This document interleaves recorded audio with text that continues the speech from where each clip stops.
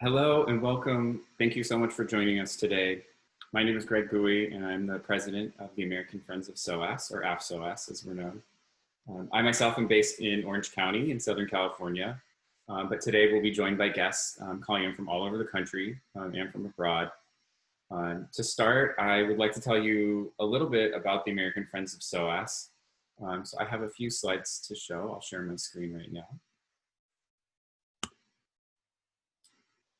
So the American Friends of SOAS, we are a nonprofit corporation. We are founded by SOAS alumni with aims to develop a professional, academic, career, and social network for our nearly 4,000 SOAS alumni and friends in the US, and also our American alumni who are living and working abroad. And the intention is obviously to create a lifelong linkage between SOAS and our American alumni community. We, as an organization, we share and promote SOAS's educational aims of advancing the study of Africa, Asia, and the Middle East. We support the university in a variety of endeavors, as well as supporting some postgraduate scholarships for American students to study at SOAS, which we're obviously going to be talking a lot about today. Just a quick introduction to our network. The locations you see here are where we currently have a chapter representative. So you'll see we're pretty concentrated in more urban areas at the moment.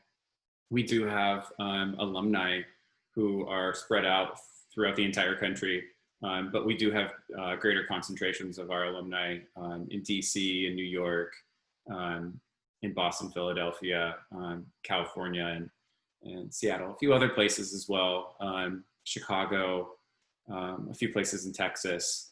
So we are definitely always looking for new chapter representatives, alumni ambassadors who are willing to step up and create a network of SOAS alumni and friends in your area. So if you're interested, please do let us know. And pre-pandemic, we used to have a lot of in-person events, usually social mixers, but sometimes some academic. We had some visiting academics from SOAS come, or we'll organize academic talks, putting a spotlight on some of our alumni. We've done book launches. So in the meantime, we're doing virtual events, but hopefully in the near future, we will be able to return to doing in-person events and networking. These are our team members. We're all volunteers. This is our board of directors. Yeah, we're always looking for people to join our team. So again, if you're interested in stepping up and really helping us to grow this alumni association, we are always open to talking to new friends. Today, our webinar is obviously to talk about the John Loiello Scholarship. So here you can see these are the 6 recipients of the scholarship so far. We have a 7th recipient whose name is Eric Villalobos, and he actually just arrived in London. He did our last webinar, so you can find that video up on our YouTube page, our AFSOAS YouTube channel. But today we have 3 of our 6 graduates who will be joining us, Montita, Cristina, and Sherin. Over the years, we have channeled financial support for a variety of initiatives at SOAS.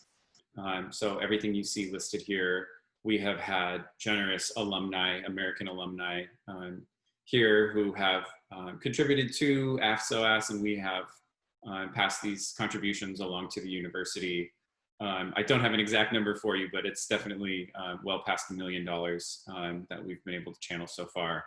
And we are always looking for support. We're always looking to do whatever we can to support the university. So if you're able to give at all, we are currently directing donors. If you go to AFSOAS, AFSOAS.org, and click on the donate tab, it will redirect you to the giving page where you can earmark your donation for whatever initiative you're most interested in, or you can leave it open-ended. And all of your support is obviously deeply appreciated, but it is also a tax-deductible contribution here in the US. And just quickly, this was a special initiative we did last year.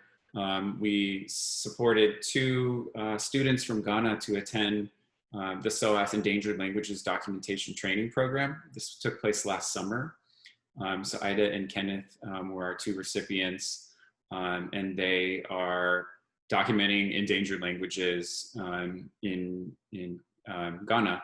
And yeah, it was a great initiative, and hopefully one that you know, we can do more like this to support students from Africa, from the Middle East, from here in the US. You know, the more we grow our network and the more we can, you know, tap into the generous contributions of people like you, then the more exciting initiatives like this we can do. And just quickly, you know, if you're not yet connected with us, there are a number of ways to stay involved. So first is SOAS Connect. It's kind of like a LinkedIn. This is for SOAS alumni and students in particular. You can mentor others, or you can ask to be a mentee yourself. It's just a great place to connect with other SOAS alumni and students. Second, if you have not opted in to receive communications from SOAS, we'd really encourage you to do so. Under the data protection rules, you have to opt in for communications and keep your communications preferences updated so that the university can keep you apprised of all the latest news and events. Number 3, you can connect with us on social media. So AFSOAS, we have an AFSOAS Facebook page. We're also on LinkedIn. And we have a YouTube channel.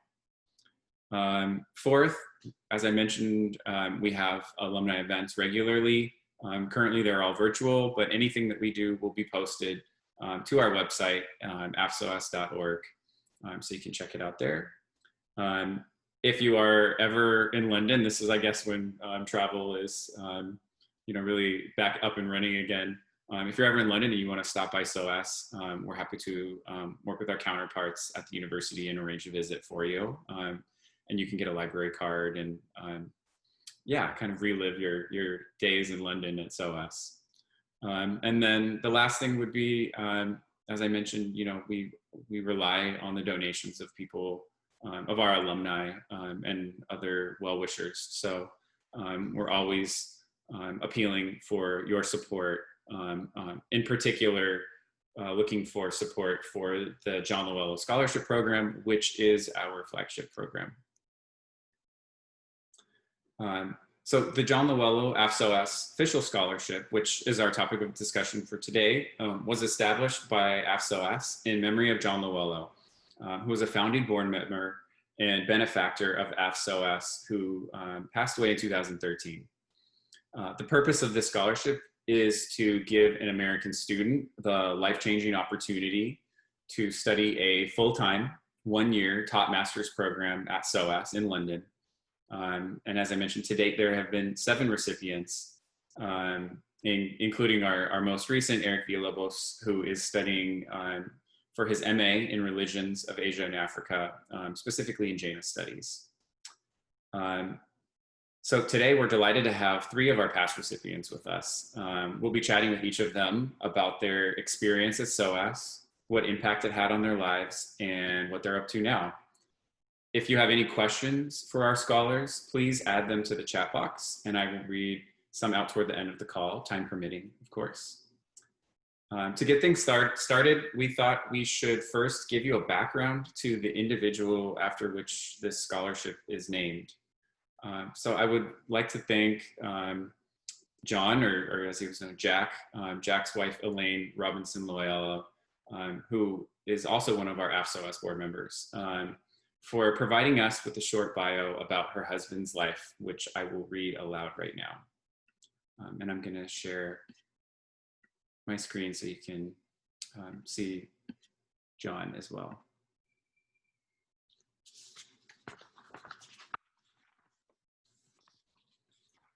John Loiello was known to all as Jack, the product of a first-generation Irish-American mother and an Italian-American father. Jack studied at SOAS in the 1970s, where he completed his PhD in African history. Since this was in pre-computer days, I typed at least 5 drafts of each chapter of his thesis. Remember typewriters? SOAS provided Jack with an outstanding education, as well as the opportunity to make many international friends and indulge in the wonderful variety of cultural outlets in the city. Our flat at International Students House was special, as my office for the city of Westminster was just across Marylebone Road from the flat.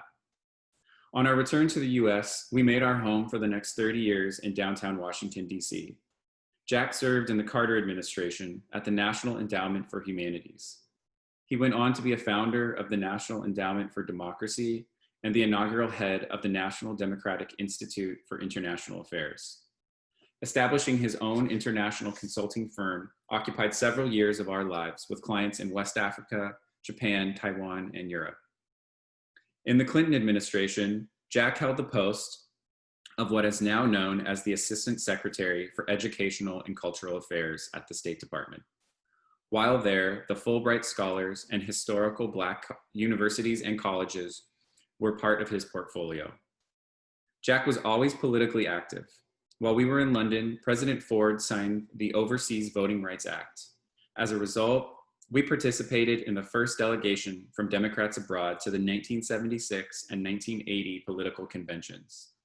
Jack also chaired the Foreign Policy Subcommittee for the 1980 Democratic Platform.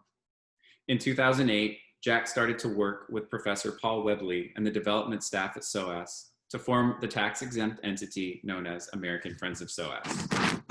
I was honored when the board named this scholarship for Jack following his death in 2013 from complications of Parkinson's disease. Each scholarship awarded represent for me an ongoing tribute to Jack's love of learning and commitment to the betterment of our global community. My best wishes to each of you and your continued successes as you serve as ambassadors for SOAS around the world. And to those of you listening to our scholars, I would urge you to consider an annual gift to our scholarship fund so we can continue to support our amazing recipients. Thank you so much for sharing that with us, Elaine. Another key person I would like to introduce you all to is Brooke Beardsley. Brooke served as the president of AFSOAS for 5 years and has been our most ardent champion of the John Loiello Scholarship. Without her leadership and support, the scholarship would definitely not have been possible. Brooke recently relocated to Morocco, where she and her husband are starting a new business venture, having recently completed her second round at SOAS, actually, this time studying Arabic. She was kind enough to make a short video for us about what the John Loiello Scholarship means to her and to pass on a message to all of our scholars here with us today.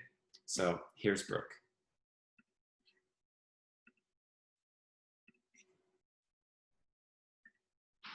Marhaba from Morocco. It's hot here. I'm sweating, so I'm in the door to get some breeze. So hope you don't mind the wind. Anyway, I think you all know that I love SOAS so much. SOAS has just given me back gift upon gift upon gift, with knowledge, with being pushed to think critically, being uncomfortable in the classroom sometimes, which I think is all good, having to defend one's point of view with people who really know what's going on worldwide. This for me is the excitement of SOAS, and the part that's really pushed my brain actually to become an un-American brain, I would say, and a more global brain. So, and the opportunity to give an American scholar a chance to be at SOAS each year is such an honor, actually. It's kind of the biggest honor that I feel each year is that.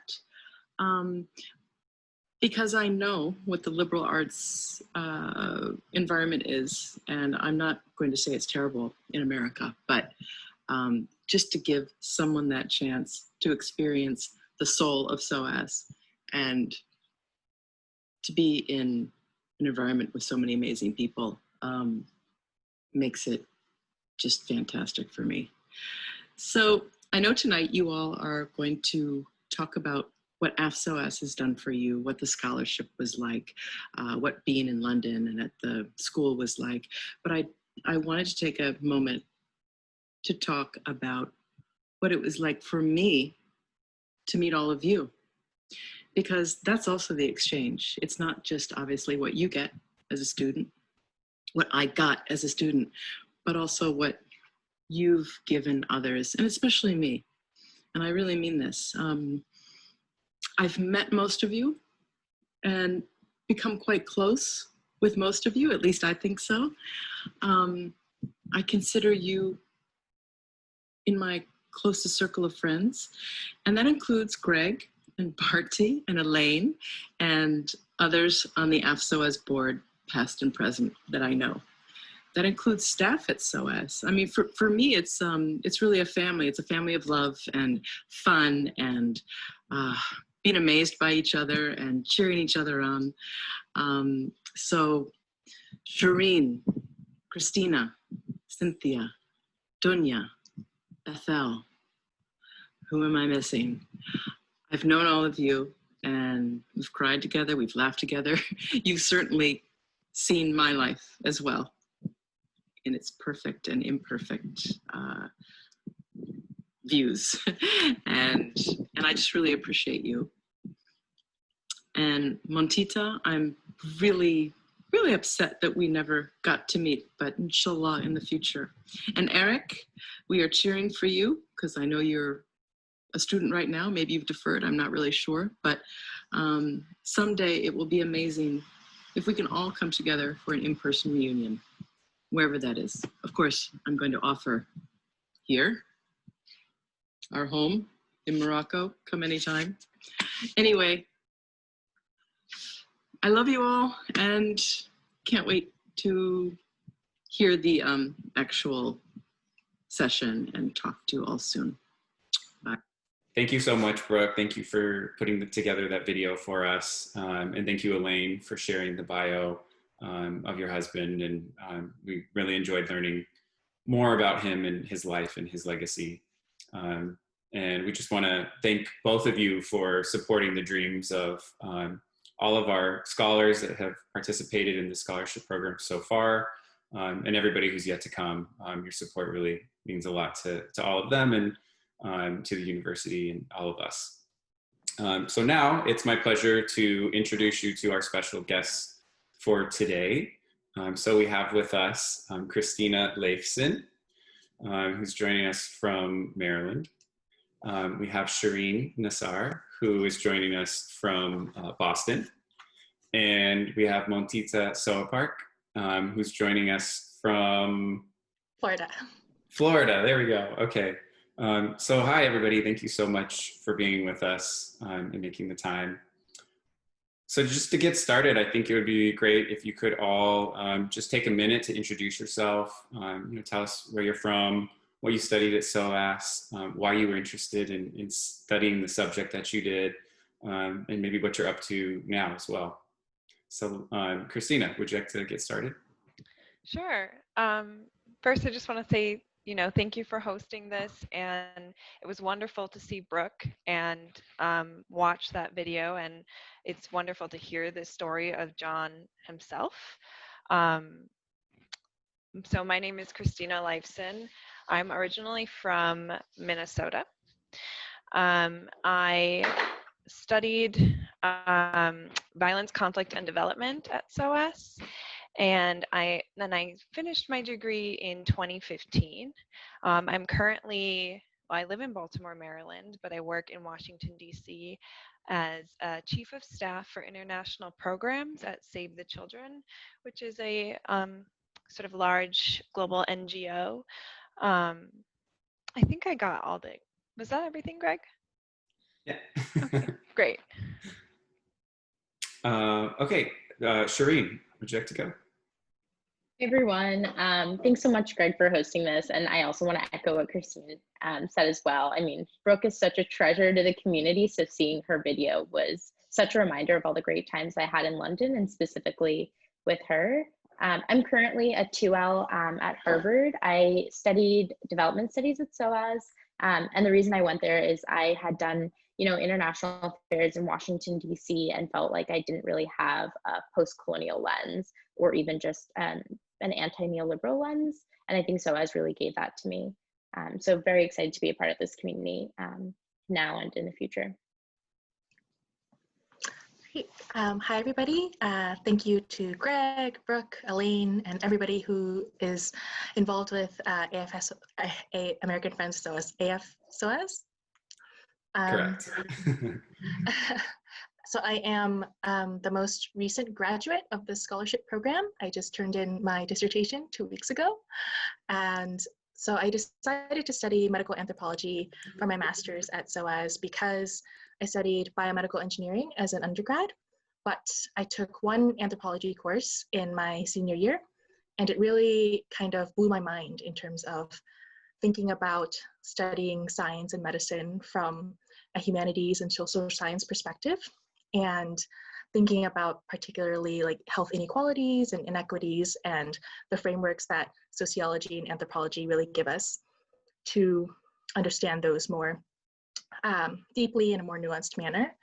And so SOAS provided the perfect space where you have professors who are so experienced in medical anthropology, but also professors who are experienced in area studies, in particularly Southeast Asian studies, which is my area of focus, and also gender studies and a plethora of other intersections that were of interest to me. Currently, I am applying to jobs as a recent graduate, but next year I'll be applying to medical school, and I think that my experience at SOAS in medical anthropology will really influence my experience as a medical student, as well as my future practice as a clinician. Mm-hmm. And we learned that you just finished your dissertation, so congratulations on that. Thank you.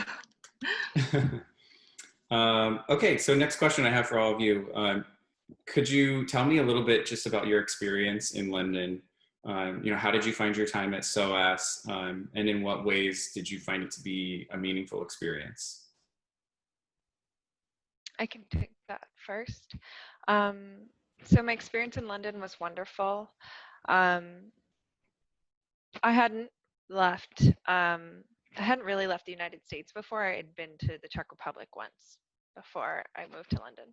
And I really hadn't left the Midwest of the United States before. So I think one of the slogans of SOAS, maybe I'm out of date, but I think it's still meet the world at SOAS. And that's really how it felt, being there and also in London, sort of being at a place where so many people from many different backgrounds were all there. It was an incredibly enriching experience that kind of leveled up my view of the world and my view of my place in the world. The experience in London, being such a center for art and music and culture, and was incredibly enriching. And then that kind of was compounded by the experience at SOAS, where SOAS almost kind of blows London out of the water in terms of its diversity of people and so many different intersections. And that thoroughly changed my perspective in a way where it kind of opened up the world of possibility for me of what could be and what things are. If that makes sense. It's a little vague, I guess, but it really kind of opened it up for me, and it's like there's so much in the world, and it's incredibly exciting and kind of created sort of a big line in my life of what the known world was before I went and what it was after. So it was a wonderful experience. I can go next. I really share what Christine said as well. Christina, sorry, said as well. I really found SOAS in London as finally being seen. I grew up in a predominantly white community, and I also went to a predominantly white institution. I'm Egyptian American.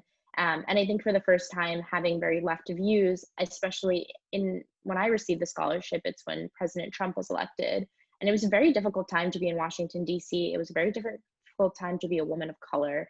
And while many people around me said they understood what I was feeling, you know, the Muslim community, which I also come from, was facing intense violence. And leaving that to enter a community where everyone at SOAS has the same end goal of liberation and looking past colonization and looking past these lenses that a lot of white dominated societies have put on certain cultures, including the Middle East, was so humbling and welcoming. And it truly made me feel, for the first time in a really long time, like there are people out there who understand me. And that experience in itself made everything about SOAS worth it, because it reaffirmed who I was and it reaffirmed my political values. And it brought me a community that I wouldn't have found anywhere else. So I can't stress enough how an amazing time it was and how enriching a time it was, informative for me to be there at SOAS. And I love London. I stayed for another year after SOAS, so I can't hype up London enough. And I think a lot of it comes down to just the fact that every day it's a different day, but also at the same time, it is just so much closer to the rest of the world. And as a result, the rest of the world is joining you in London. And I think the international community I've met has been pretty much unfounded. Especially being back in the States, and it's something I actively miss. But I found every single day to be an adventure with every other person I could hang out with. So it truly was such a meaningful time for me. Yeah, I definitely resonate with what Cristina and Sherin just said. You know what? An incredible city to be in as a young person, as a student, as someone who is, you know, just craving new experiences and trying to grow and learn. And London as well, SOAS will definitely force you to grow and learn, whether you're ready for it or not, which I think is a very productive experience. London itself, part of my experience was in lockdown, but I'll just talk about the pre-lockdown experience. Yeah, anytime you wanted to go to a museum exhibition, many of which are free in London, or hang out at a different library, of which there are so many, and so many around SOAS in particular. There's, you know, Senate House Library, the SOAS Library, the Wellcome Library, which, if people are interested in medical anthropology, is just kind of an unparalleled library for the history and sociology of medicine. Spent a lot of time there. If you want to go to a specific type of cultural center or go to certain music events or festivals, there's always something going on. You can just like walk through Trafalgar Square and sometimes there's like an entire festival going on and you have no idea what it is, but you just stop by for a few minutes and learn something new or listen to like Japanese taiko drumming for the first time, which is something that happened for me during my first month. So that's London. And at SOAS in particular, it's almost like that experience intensified because of how much SOAS focuses on having a global perspective. And definitely I've met friends and professors with lived experiences that I've never encountered before. And really, yeah, again, reaffirming kind of this sense of shared striving towards goals of, you know, democracy in all the countries that we come from. And certainly many of my friends during this year, we commiserate over what's going on in our countries, from the US to Pakistan to India to Brazil to Sudan. And having a sense of, I think, knowing people whose families are currently being directly affected by you know, global political currents, it, as an American, is really important because in these times, so much of what we do see on the news or represented by our government really demands a critical lens, and developing that critical lens is something that you will not leave SOAS without. Mm-hmm. Can I just add one more thing that I thought about when Montita was talking about the libraries? Another sort of unique or exciting aspect of SOAS, being that it's in sort of the heart of the city, is you're placed within so many different universities. So you've got a ton of different universities nearby you. So the student body of SOAS is sort of exciting and intellectual and diverse. And then you've got the student bodies of several different universities or colleges nearby. And so it creates this great atmosphere for sort of intellectual discussion and meeting people at many different points in their thought about something. Thanks. Yeah, definitely. So I have a question that I think is a very SOAS specific question. Anyone who's been to SOAS within the last decade at least, probably, has seen the phrase decolonize SOAS. And I know in speaking to some of you, you've mentioned this concept of decolonizing your mind. I'm just curious to know more about what you think, what does this mean to you? And, you know, maybe you can inform people who don't know what this is about, you know, what your take is on it. So I don't know who wants to take that, but I think it's a very SOAS specific question. It's something that certainly helps identify that, you know, what is that SOAS identity? The question is, what do you think decolonize your mind means? Yeah, or what do you think, what is the decolonized SOAS movement about? Do you want to go, Christina? No, you go. And then I'll go. I love the phrase decolonize your mind, and I think it's something I've brought and tried to embody for the last 3 years since I've been at SOAS. I think to me, decolonizing your mind is taking every single thing that you've been socialized to understand because it's been molded by Western and white society, and unwrapping it and unrolling it to understand what are the insinuations that have been made and how have people been subjugated in making those ideas real, and how can you actually liberate yourself but also do sincere justice to the people who have been marginalized by reading their works and embodying their truths and learning about their liberation and bringing that into the classrooms you're in and also the workspaces you're in. And I think as an example, you know, I'm taking this critical race theory course this year, and my professor asked me, you know, he asked everyone, he's like, why are you taking this course? And my answer was just so I was just like, I'm just trying to decolonize my mind every day. And, you know, the institution I'm at is definitely colonized. I think the workspaces we're in are super colonized. And I think the beautiful thing about the SOAS movement in terms of decolonizing your mind is it's an active process that is done every single day, and it is so intentional. And I think that speaks to the SOAS community and my time at SOAS, and I'm sure many people, where every single work is hand selected. Like, it was the first time I learned that a syllabus is a labor of love. Every single text and every single author that is put on there is hand selected, which is not mirrored in a lot of academic institutions, which are just regurgitated white authors that we are told are, you know, the pinnacle of success and what we should be reading. So it is such a beautiful movement. I encourage everyone to join me in it. And being at SOAS definitely was my first impression entering the decolonized movement. I can go next.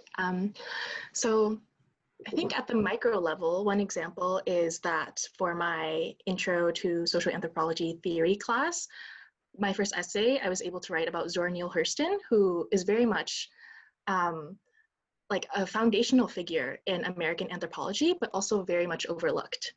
And the fact that, you know, she was intentionally included on the syllabus made it so that I could spend a week just reading her research and her words and, you know, what her politics were and her relationship to her like white male mentors, Edward Boas, who are considered more, I guess, pillars of the history of our discipline. But it's important to learn that and also learn, you know, the margins, the people who did the labor, were doing the work, but have not been celebrated or memorialized in the same way. And that's important because it reflects on whose labor is valued in our society today and who is celebrated today intellectually in academia, but also in business and industry, et cetera. and whose labor is considered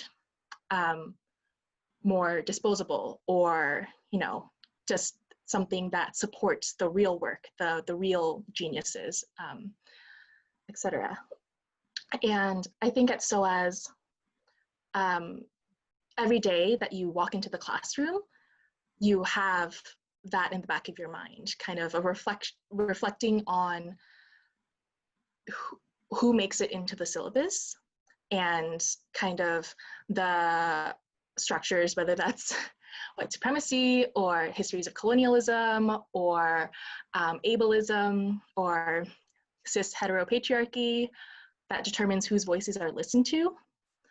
And we're in a moment where it feels just like crisis after crisis, perpetual crisis in the United States and globally, where people everywhere are saying, these problems have a history to them. They didn't just emerge in the last couple of years. They didn't just emerge within the last decade. And a framework of decolonizing, I think, means that you're forced to reckon with that history and the realities of living in a settler colonial state like the United States, or a former, and sometimes perhaps many would consider current imperial power like the United Kingdom. And learning what we can from these institutions, developing our skills, our academic skills and otherwise, but also being cognizant of these issues, and never forgetting whose land are we on, whose histories do we benefit from, and to whom we have a responsibility. Those great answers. A bunch of things flashed through my mind when the question came up, so I'm just going to kind of say them all, and maybe they're not super connected to each other, maybe they are. I think decolonize your mind, what it means is that the colonizer starts within, or as Mark Lilla kind of once wrote, the tyrant starts within. To defeat tyranny, you have to defeat the tyrant within. There's a story of an old, well, it's not that old, it's from like the 60s, but a Zen monk in California who was asked, what is war? And the monk pointed to a wrinkle on a cushion between people. And one person would push the wrinkle away from them, and it would go towards the other, and the other would push it back, and it would go back to them, to the other. And he said, that's war. And I think that story sort of illustrates that this stuff starts within each of us. Another thing that comes to mind, especially hearing what Sherin and Montita offered, is believing people and believing victims. So, for example, I come from, or my heritage comes from what I consider a colony, Puerto Rico.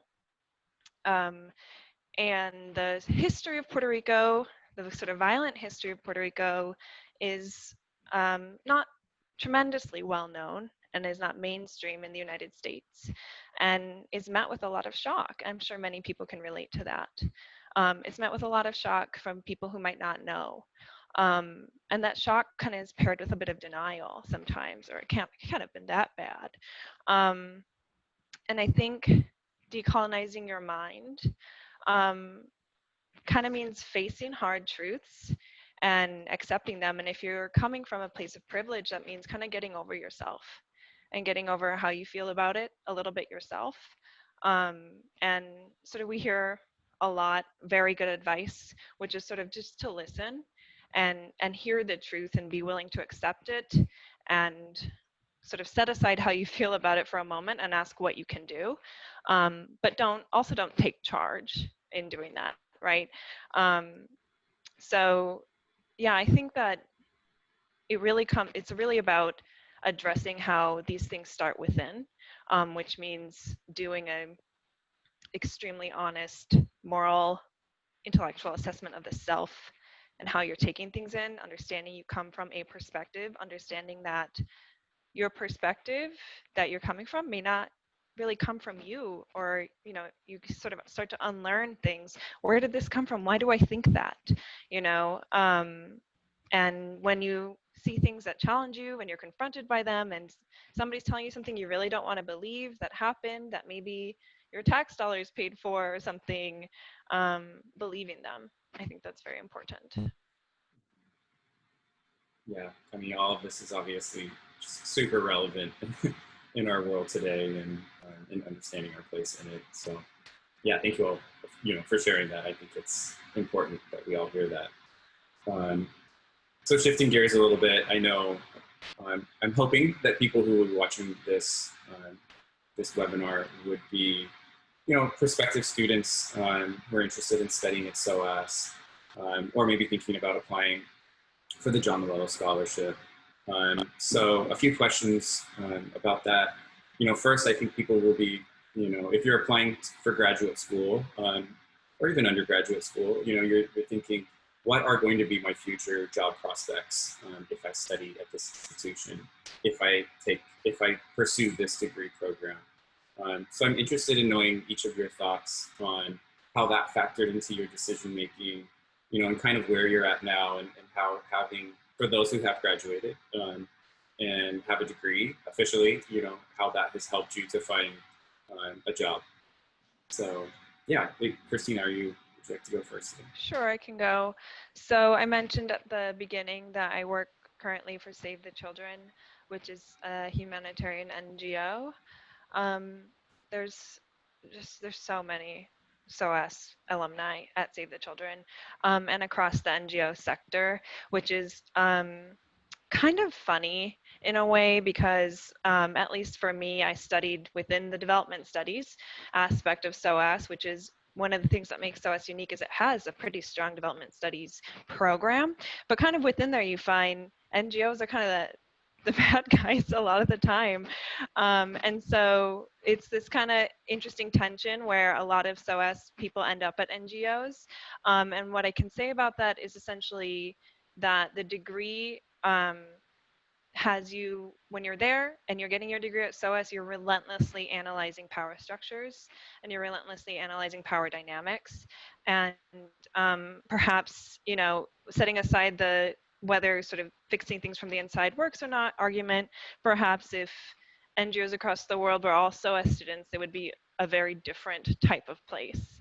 I'm not currently seeking higher education beyond the master's, but I do think that SOAS also prepares you extremely well if you want to go into another degree, a PhD, or I think Sherin will probably speak to other types of degrees you can go into. I think it would prepare you very well for that.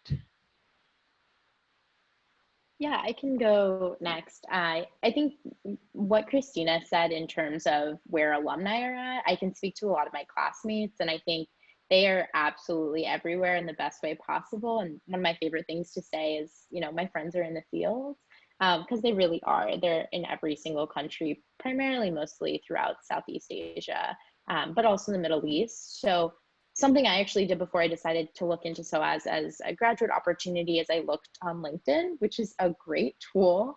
And I was just curious. I was like, where are SOAS alumni? Like, what are they doing? If I do this degree, like, where can I go with it? And I think it definitely reflected that they were everywhere, both throughout, the rest of the world, but also throughout Washington, D.C. and New York, and, obviously LA as well. So I think that's like the first thing to understand is I think people are working for NGOs, working for social enterprises. So there are a lot of career prospects, and that was something I was aware of. Before I went to SOAS, I also was considering law school, which is where I'm at now. And I really wanted the opportunity. I mean, I wasn't fully committed to law school at the time, but I thought it was in the cards at some point, and something I was really committed to at least was understanding that law school is a really conservative environment, and I want to have this decolonized perspective on my studies. And SOAS really proved to be that. And I think something that was really reassuring to me is I met a lot of people both at SOAS before and after who had gone there for their graduate degrees, and it set them up great to do a PhD. Because obviously degrees in the UK are really self-directed. So if you decide to do your PhD in the US, that's great because there's not much hand-holding. So it does prepare you for that. And I did know a couple of people who also decided to go to law school. And I think it prepares you for this sort of professional environment. So I think in terms of academics and jobs, there are definitely plenty of opportunities. And the very cool thing about SOAS at the end of the day is I think the students are so unique, so you really will find anyone doing just about anything. And I think that gives a lot of reassurance, because sometimes when you choose a grad school, you're like, well, it seems like everyone is graduating doing this one thing, and what if I don't like it? There are tons of people who've started in a position and then sort of naturally evolved into a different career path. And it seems like, for me at least, SOAS really is the environment that lets you do that. So you can take some confidence in that too. Yeah, I just graduated, so I am currently unemployed. But I will say about the LinkedIn that I've been looking at a bunch of like research institutions and nonprofits and types of like research think tank social policy spaces in New York, which is where I'll be moving to in a couple of weeks. But almost every organization I've looked at on LinkedIn, I see the little icon that says, oh, three SOAS alumni work here, or you have, you know, connections just through SOAS at these places. Even more so than my undergraduate institution, which was in the US, which is surprising that there are more SOAS graduates from the UK working at these spaces in this city than in the US, than graduates from the US. And hopefully that will be useful in the coming weeks as I continue my job hunt. I am planning to apply to MD PhD programs next year in medical anthropology, which is what I studied for my master's. And part of the reason I came to SOAS is because I was having an advising meeting with one of my professors who taught medical anthropology in undergrad. And because I come from an engineering background, I studied biomedical engineering for my undergrad degree. I was like, well, how do I transition to potentially doing graduate school in anthropology? Like, you know, does this make sense? And I was talking about the different programs available in the US and in the UK. And my professor said, yeah, if you have a chance to go to SOAS, like definitely go. Like if I'm on an admissions committee and I see that you did your master's in medical anthropology at SOAS, like I know that you are prepared for a PhD program here, even having not done an undergrad degree in anthropology. So that was one of my first impressions of SOAS in my senior year, just having this conversation with my advisor. And now I do definitely feel prepared to be applying to PhD programs. This year has been so formative in terms of thinking about research interests, technologies that I want to be using in the future. And also just being able to, yeah, understand what it's like to be a graduate student, to reach out to professors, to direct your own research project for the dissertation, to kind of go through the ethics procedures, to, you know, all the steps of a research project. And so both in terms of the employment prospects and the graduate school prospects, I think, yeah, I would not have changed anything about my decision to go to SOAS. And if I could add two really quick points based on what Montita just said. Also, I think I went into SOAS thinking that no one knew what SOAS was, just because my parents didn't know what SOAS was. So they hounded that into my head. But that's just not true. And I think, you know, not that these institutions should be the parameter of success for where you do graduate school, but many of my professors, from the moment I said I went to SOAS for graduate school, were like, oh, actually, you know, this professor and this professor. So especially if you're thinking about academia, they know it. And then if you're thinking about NGOs, that's another thing. I also would encourage anyone who's watching this to really reach out to SOAS alumni if you are unsure if this career path is the best for you, if you have something in mind, because there's so much love for the SOAS community. And I've reached out personally to a ton of alumni, and they've always been willing to pay it forward and chat. And that's definitely a resource for you as well, if you need some additional reassurance of whether or not this community is where you want to be. Yeah, and I can add on to that, you know, obviously representing the American Friends of SOAS, the U.S. Alumni Association of SOAS, this is what we're here for. You know, we are here to support prospective students, current students, and graduates. And we are all about creating connections amongst alumni. We have our chapters all throughout, but we also have a lot of dialogue going on virtually. We have our own database. So if you were to email us and say, I would like to connect with someone who, you know, studied Japanese studies, great. We can, we have people in our database we can refer you to. So take advantage of us, use us as a resource. And that's really, a critical part of our mission too. And I agree, everywhere we go, there's just that sense of SOAS, it's like almost like a family, and when you're in it, people want to support you, and it's an immediate connection. So, all good things to keep in mind when you're out there looking for jobs or looking, at higher academia, whatever comes next for you. So I just have one more question for all of you, and that has to do with, as I mentioned, there are probably people watching this who are thinking about applying to SOAS or applying for the John Loiello Scholarship in particular. What advice would you have for them about applying, about going to SOAS, about anything really? I would say absolutely do it. If you're, just do it, right? Apply for the scholarship, and go to SOAS if you can. And then when you're doing it, and you've gotten there already, also come in with an open heart and an open mind, and be receptive. I think you'll have an incredible experience when you come in with a receptive mind, and kind of just let your perceptions and sort of future thinking about what things are or can be, let them fall to the side, and be present when you're at SOAS, because you'll really be able to soak in just what it has to offer, and yeah, when you get there, be open and really try to get to know the people around you.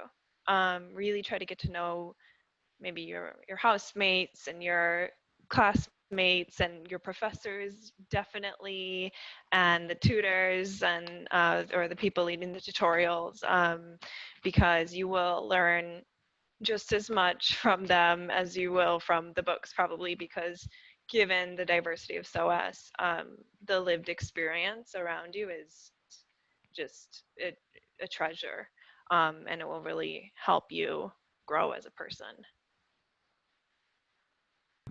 I think Christina really hits it on the head. I can't recommend enough applying.